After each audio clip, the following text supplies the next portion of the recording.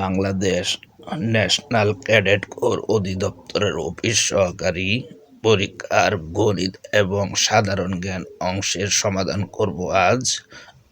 পরীক্ষার তারিখ 13/12/2024।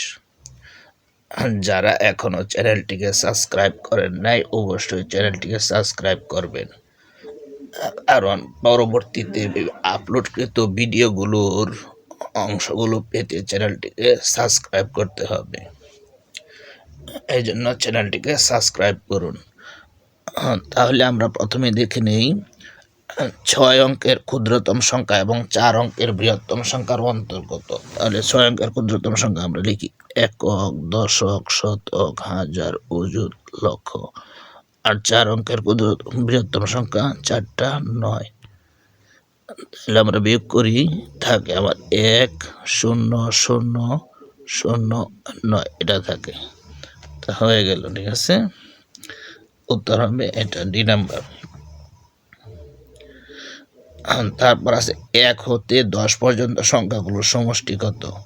1 হতে 10 পর্যন্ত সংখ্যা আমরা জানি n ইন্টু n প্লাস 1/2। আচ্ছা, এখানে n হচ্ছে 10 10 10 প্লাস 1 বাই হচ্ছে 2। তাহলে 2 দ্বারা আমরা যদি এটাকে কি করি, ভাগ করে দিই, তাহলে থাকে আমার 5। তাহলে আসলো 5 গুণন 10 আর এখানে দিল 11, ঠিক আছে। তা 5 11 হয় 55, 5 11 55, তাহলে উত্তর হবে 55। আবার এখানে আছে ভাজক ভাগফলের 10 গুণ ভাজক 0.5 হলে ভাজ্য কত। তাহলে আমরা প্রথমে লিখব ভাজক। ভাজক ভাজক আছে ভাগফল ইন্টু 10। তাহলে ভাজক দেওয়া আছে কত, ভাজক আছে 0.05। আবার এখানে আছে 10, তাহলে এখানে আছে ভাগফল। আচ্ছা, তাহলে আমরা এখানে কি পেলাম, এখানে পেলাম 0.05, এটা পেলাম। দশমিকের পরে 2 ঘর, এটা হচ্ছে আমাদের ভাগফল। এটা কি ভাগফল। আচ্ছা, তাহলে আমরা এখন লিখতে পারি, কি লিখতে পারি, আমরা লিখতে পারি ভাজ্য। ভাজ্য সমান আমরা জানি ভাজক, ভাজক ইন্টু হয় ভাগফল। ভাগফল, তাহলে আমরা ভাজক পেয়ে গেছি। ভাজক আছে এখানে, ভাজক হলো 0.05, এটা আমার ভাজক। গুণ আর ভাগফল পেয়েছিলাম এটা,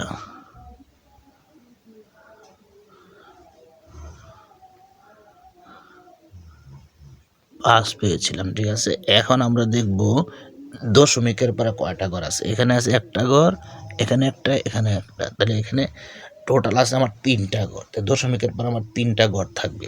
তাহলে আমরা 5-এর সাথে 5 গুণ দিলে হয় 25, এই 2 ঘর হয়ে গেল। আর একটা শূন্য বসিয়ে দিব, তাহলে 1 ঘর 2 ঘর 3 ঘর, 1 ঘর 2 ঘর 3 ঘর, 3 ঘর আমি একটা দশমিক বসিয়ে দিব, আর এখানে একটা শূন্য বসিয়ে দিব। তাহলে আমাদের আনসার হয়ে গেল, ঠিক আছে। তাহলে আনসার হবে 0.0225।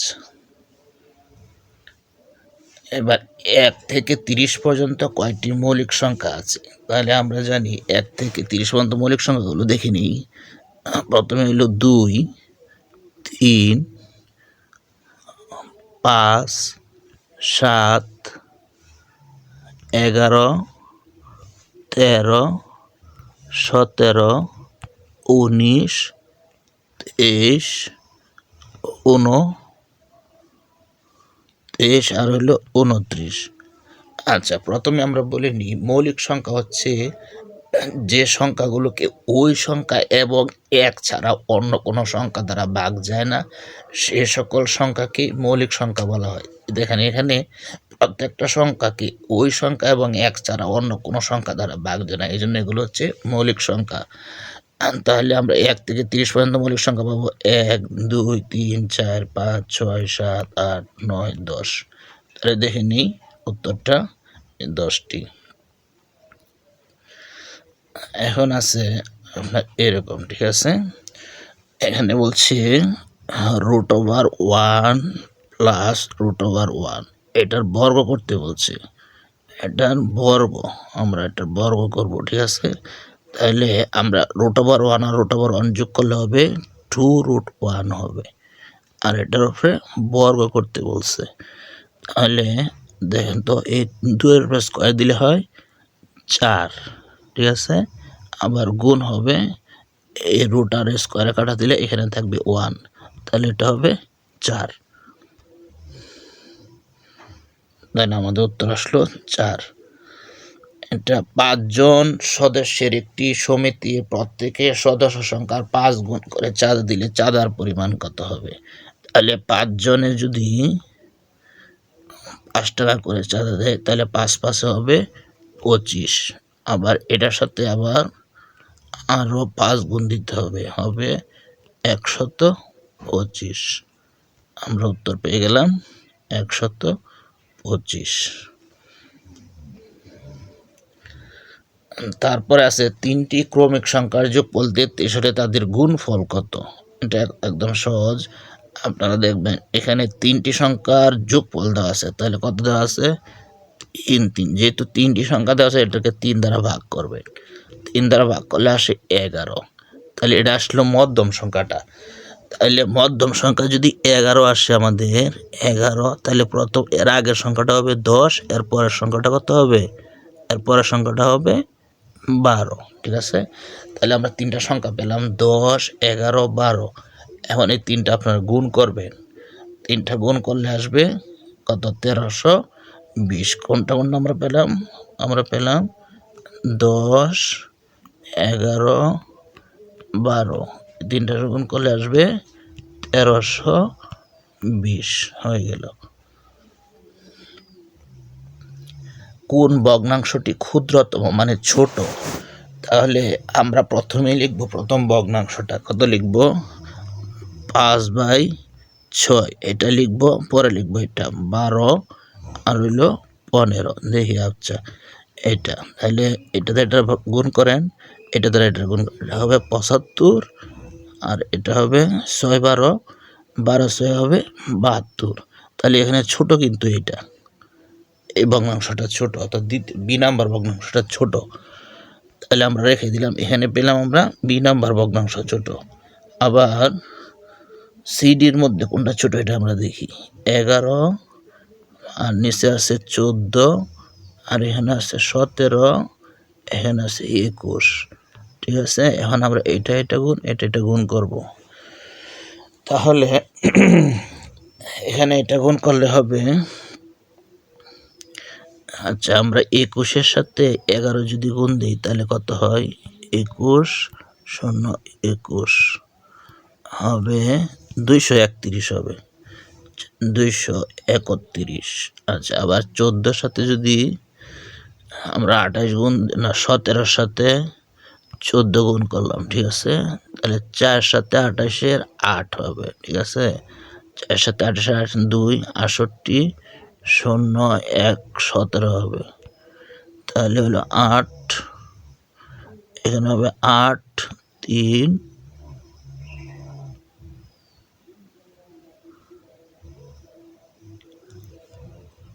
আচ্ছা এটা আমরা আবার করে নিই, যেহেতু একটু প্রবলেম হয়ে গেছে। 11/14, 17 আর হইল 21।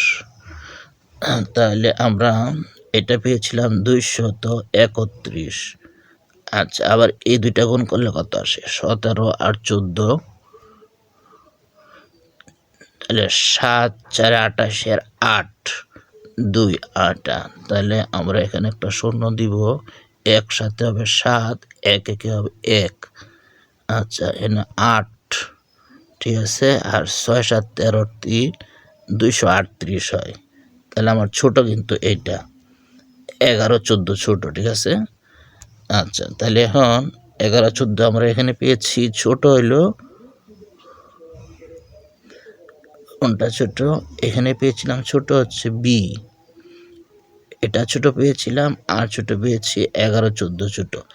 এখন আমরা দেখব এই দুইটার মধ্যে কোনটা ছোট। তাহলে আমরা লিখতে পারি 12, 15, আবার 11, 14।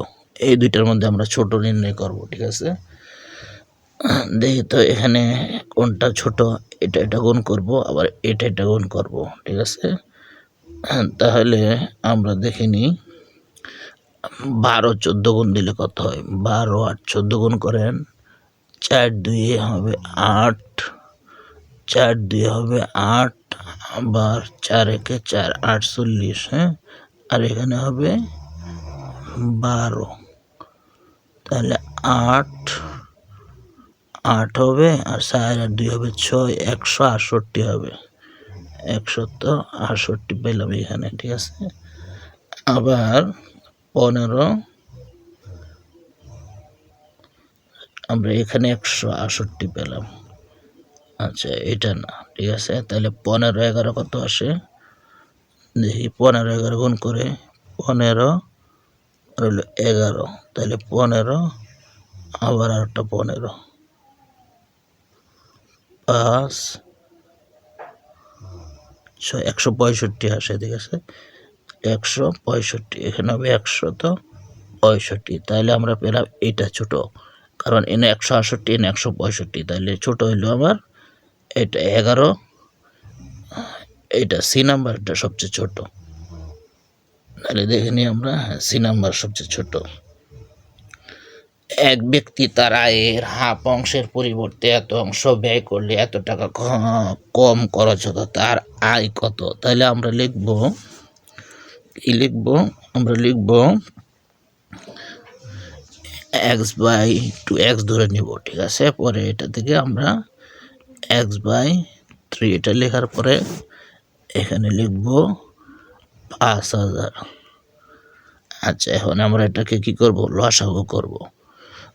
লসাগু করলে আসবে 6।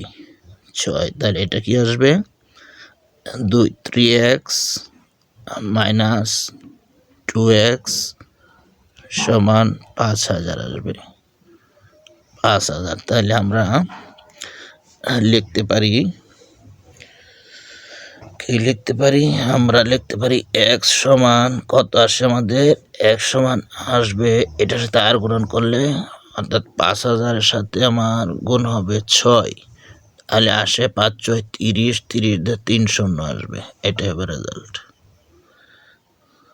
30 দিয়ে আসছে আমার 3 শূন্য, এটাই রেজাল্ট। ঠিক আছে, এখন আসছে পানি ভর্তি একটি বালতির ওজন 12 কেজি, বালতির অর্ধেক পানি ভর্তি হলে তার ওজন 7 কেজি, শুধু বালতির ওজন কত?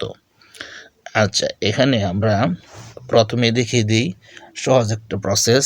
এটা হচ্ছে আপনারা প্রথমেই এই 12 থেকে 7 বাদ দিবেন, তাহলে কত থাকে দেখেন তো।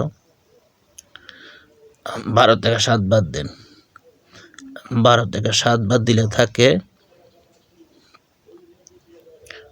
5 থাকে। ঠিক আছে না, পরে আবার এই যে দ্বিতীয় সংখ্যাটা থেকে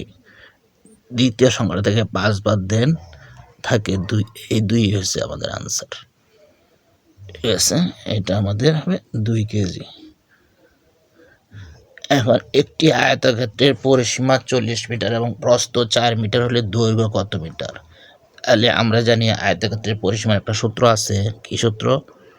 2 দৈর্ঘ্য, 2 দৈর্ঘ্য প্লাস প্রস্থ।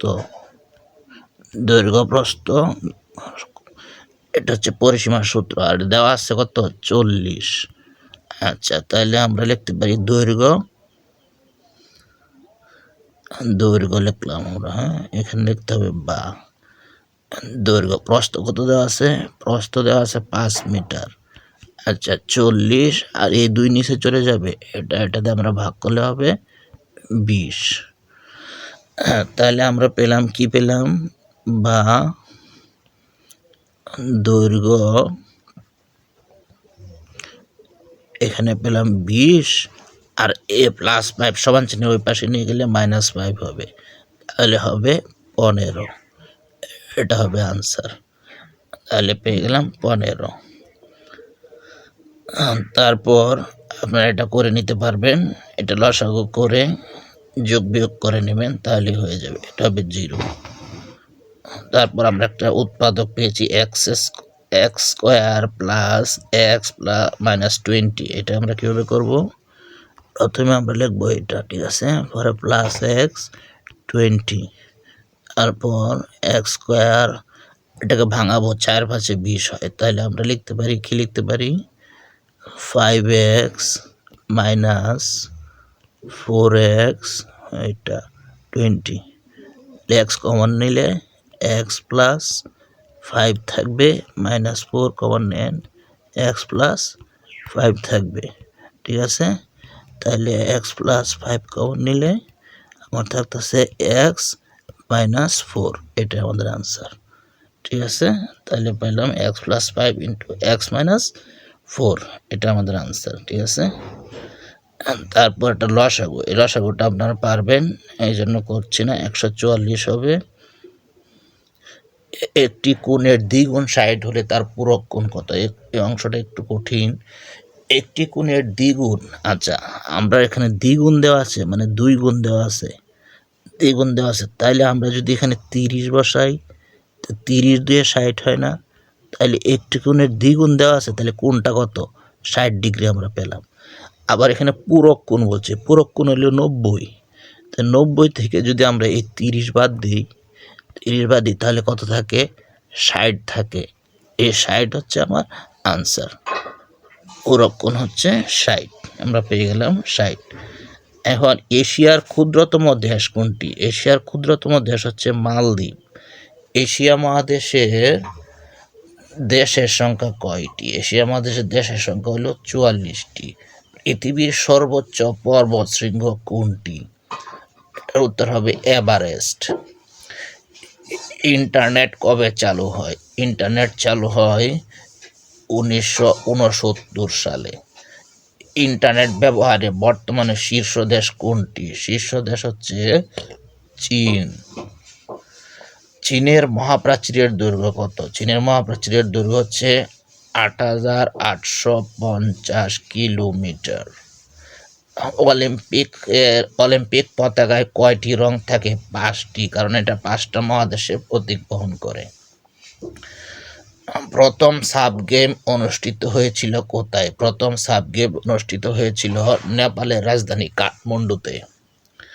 হিরোশিমায় নিক্ষিপ্ত আণবিক বোমার নাম কি? হিরোশিমায় নিক্ষিপ্ত আণবিক বোমার নাম ছিল লিটল বয়। জাতীয় বিশ্ববিদ্যালয় গাজীপুর অবস্থিত।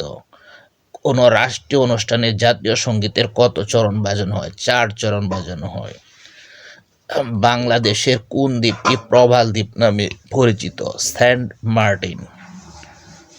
নিচের কোনটির স্থপতি লুই আইকান? আমরা জানি জাতীয় সংসদের স্থপতি হচ্ছে লুই আইকান। বাংলাদেশের প্রথম অস্থায়ী প্রেসিডেন্ট কে ছিলেন? প্রেসিডেন্ট ছিলেন সৈয়দ নজরুল ইসলাম। বাংলাদেশের প্রথম প্রধান সেনাপতি কে ছিলেন? প্রথম প্রধান সেনাপতি ছিলেন জেনারেল আতাউল গনি ওসমানী। পরবর্তী সাম্প্রতিক অনুষ্ঠিত প্রশ্নগুলোর আপডেট ব্যাখ্যা সহ পেতে চ্যানেলটিকে অবশ্যই সাবস্ক্রাইব করুন।